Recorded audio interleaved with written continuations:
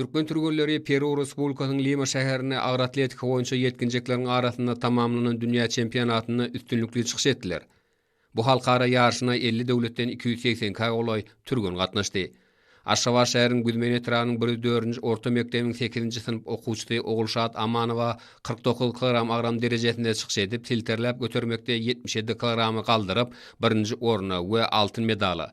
Itekläp götermekde 91 kilogramy galdyryp 3-nji oruna we 1-nji medala. Umumlykda 168 kilogramy galdyryp 2-nji oruna we kümüş medala. Netijede 1 altyn, 1 kümüş we 1 medalym nasip boldy.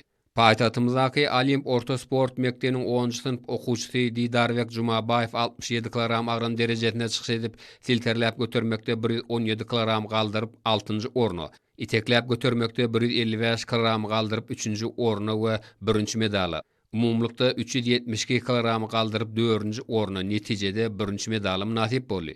Türkmenawa şäheriniň 5-nji orta mekdebiniň 11-nji synyp okuwçysy Süleyman Jafarow 102 kilogram agram derejesinde çykyş edip silterläp götermekde 143 kilogram galdyryp 1-nji oruna we altyn medala.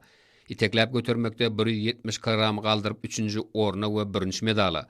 Umumlykda 313 kilogram galdyryp 1-nji oruna we altyn medala. Netijede 2 altyn we 1-nji medalym nasip boldy.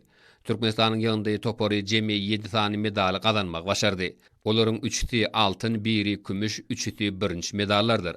Türgöllerimiziň kazanan üstünlügi türkmen sportynyň awraýyny artdyrdy.